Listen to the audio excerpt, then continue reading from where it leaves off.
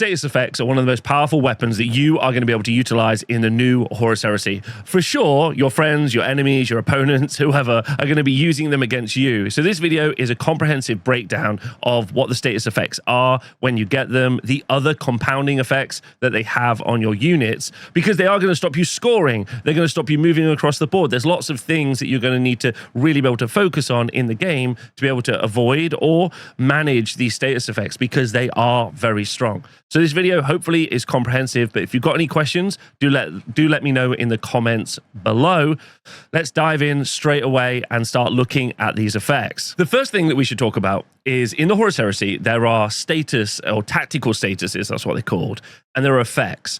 And they're different, and it's going to be really easy to get these two things confused. So I want to make sure that we just establish straight away that there are things that are status effects, which is very specifically for different things, and you have effects, which are not statuses. And that's quite important because how both of those two things operate are different. So it's worth noting and always asking yourself, is this a status effect or not? There are 4 statuses or tactical statuses that you can have: pinned, suppressed, routed, and stunned. You gain statuses from things like special rules on weapons. A good example of a weapon that applies a status is a rotor cannon. It has the suppressive 1 special rule. What this simply means, if you roll any suppressive hits, the unit that gets shot is going to take a cool check, and then if they fail it, they are then going to be suppressed. That's an example of a weapon that applies a status. Really simple. And we'll go through all of these in a moment.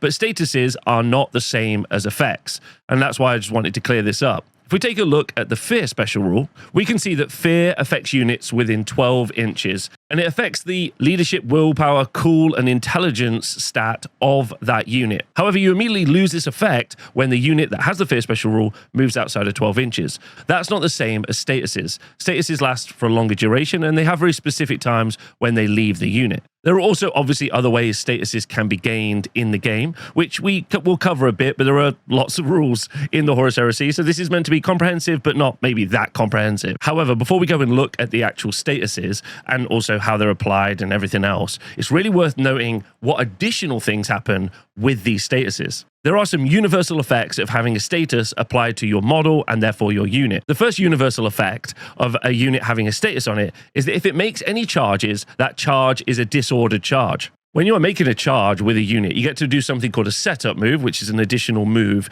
before you roll the dice to do a charge, and also something called a volley attack, where you get to fire your assault weapons as snapshots into the combat. Both of these things you cannot do when you are making a disordered charge, which means if your opponent has got a very scary looking combat unit, try to apply a status to it, so it's going to be much worse as it charges into you. Talking of combat, the second universal effect of having a status on your model is that any model with a status that is locked in combat sets its initiative characteristic to 1, regardless of weapon bonuses or modifiers. When you're doing combat in the Horus Heresy, units and specifically models strike in different initiative steps. As you can imagine, something like a Primarch has a very high initiative value and so will strike before something like a lowly and dumb tech thrall. This means that you get to do damage before your opponent gets to do damage to you, so it's very good. So having a status on you while you're in combat is really bad. Obviously, killing your opponent's stuff and having your stuff not die is a key feature in doing a war game. However, trying to win games of the Horus Heresy, I know you shouldn't try and do that, but if you are trying to win games of the Horus Heresy, you're going to try and hold objectives. There are 2 ways to score points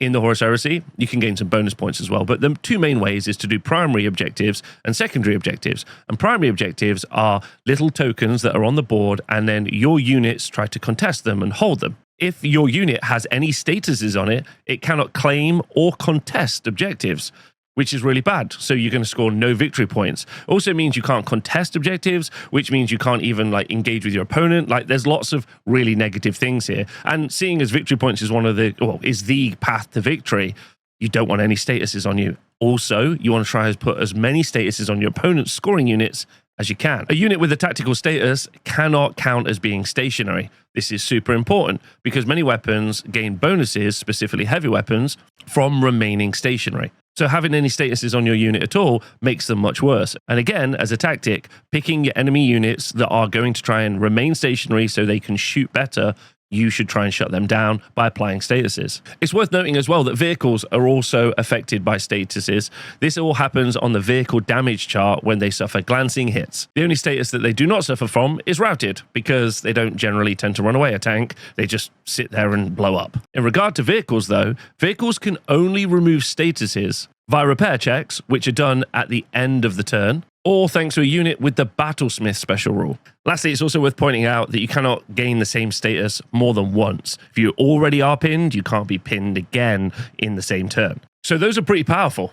Like, genuinely, can't hold objectives, rubbish in combat, bad at charging, shut down how effective heavy weapons are by not being stationary. Pretty impactful, these statuses. So you're going to really want to try and find ways to either avoid having statuses put on your units, either by putting characters in that are going to increase the statistics that you need or the characteristics that you need, or you're going to try and avoid those guns. Also, similarly, I already love the concept of trying to build armies that just try to apply a lot of statuses. Now, I'm sure this is going to feel very negative when it happens to your units. You can't be affected by status if you're inside of a vehicle. So there are many ways to protect yourself from gaining statuses, also terrain, obviously, as well, if you're going to gain these statuses at range. So that's just something to concentrate on.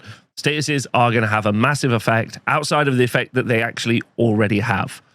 So let's also talk about how statuses are applied and all those other things. Now let's get into the nitty-gritty of statuses. So statuses last until a check is passed to remove the status. We'll talk about how that happens in a moment, but that's how long they last for. If one model in a unit gains a status, the whole unit gains the status. This can be different to effects. So it's worth noting that an entire unit is always affected by a status, even if it also contains things like characters inside of the unit. The character itself is also affected by a status. It's also worth noting, again, just in case you weren't clear, a rule that does not say it is a status is not one. So while you cannot be affected by the same status more than once in a turn, you can be affected by multiple statuses, except for routed.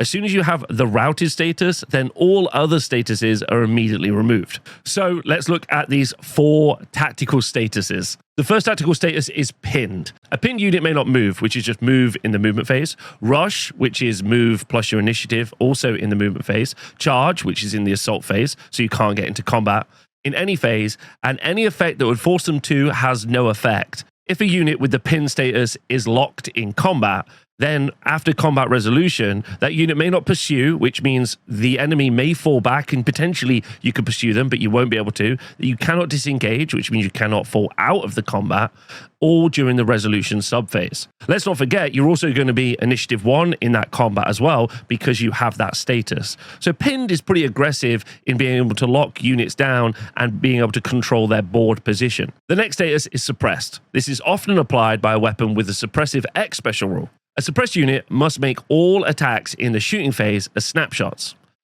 In the shooting phase, normally what happens is you consult the to hit chart, you compare your ballistic skill, and then you roll those to hit with your weapons. Let's look at the ranged hit table. If we look at a basic Space Marine Legionnaire, we can see that they have a ballistic skill of 4. This means normally when you're firing your weapons, you hit on 3s. However, because you are suppressed, you are now making snapshots and you're hitting on 5s. Don't forget, in addition, you're also not going to be gaining the bonuses from remaining stationary in the shooting phase. So applying this to an aggressive shooting unit is already going to affect its ability to hit you and really increase your defensiveness by reducing their output. The next status we're going to look at is stunned, which I'm sure you are because of the quality of this video. Thank you. So a stunned unit may not declare reactions for the unit. Reactions are a dynamic element of the Horus Heresy game in which, if I'm the active player, you as the reactive player is going to still be able to do things with your units, but at the cost of reaction points. You only have a limited amount of reaction points, and obviously I'm going to cover how reactions work. However, I think it's fair to say many people are going to be building units specifically designed around using and utilizing reactions. Let's say you want to hold an objective and use that unit that you have to make very good reactions like Overwatch to be able to make charging units that try and take that objective off you, wither and die. well, stunning the unit that's attempting to do a reaction or you think might try and do a reaction is a solid play, and that's a really good use for it. The next status that we're going to talk about is easily the most impactful to your units and to the enemy units if you're able to apply it. This is routed, and routed is effectively the unit is running away, and potentially it may run off the board and die. The main sources of routed are going to be losing 25% of your unit in the shooting phase and failing a check, and also failing a leadership check in combat in the resolution subphase, so the end of combat if you've lost and you fail a leadership check. However, there also will be other ways that routed could be applied to your units, but those two ways are going to be the most common as you play through the game.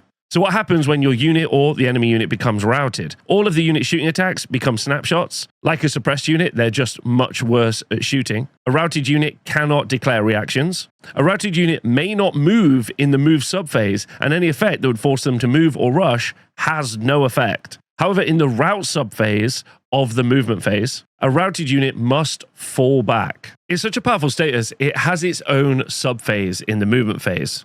The routed phase is when your routed units will make a fallback move. The way this is done is that you roll a d6 and you add the unit's current initiative value to the total. You move the units towards the nearest battlefield edge of the controlling player's deployment zone, so the controlling player of the unit that is routed. If there are no deployment zones on the map for some reason, then you just move towards the closest battlefield edge. If a model from the routed unit does eventually make it to a battlefield edge, then that unit must take a leadership check.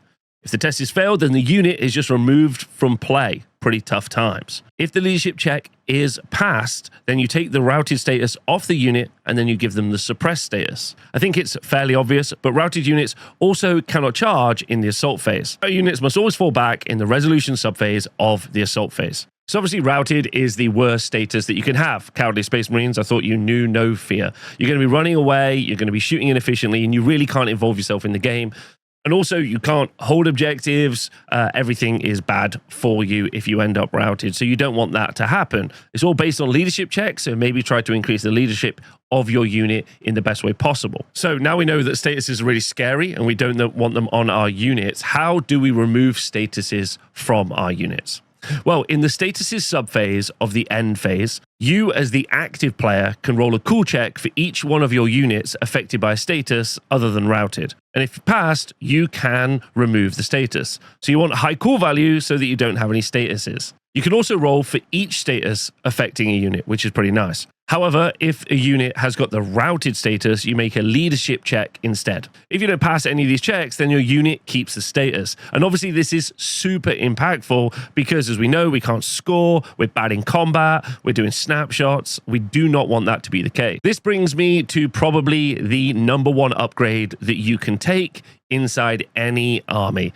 Now, I'm not 100% certain what they're called in Solar Auxilia right now, but definitely the thing that we want to talk about if you're playing Space Marines, which the majority of people watching this are, is the Nuncio Vox. The Nuncio Vox is a piece of equipment that you can buy as an upgrade, costs 10 points, and you are going to be able to try to remove statuses at the start phase of your turn. Obviously, this is really, really good because you then will be actively able to use your models in that turn. I feel like this is going to be an auto upgrade. So if you are building some Space Marines with your new Saturnine box, or if you are a returning player, start adding some Nuncio Voxes into each one of your squads so that you can make sure those statuses aren't going to affect you as much. Lastly, we should also talk about statuses that affect vehicles, because vehicles are going to be affected by statuses and what impact it has on them. Like your non-vehicle units, in the end phase, you're going to be able to roll a repair test for each one of your vehicles that suffers a status. It's not as easy to remove a status from a vehicle, though, because you do need to roll a 6 on your repair test to be able to remove one of those statuses.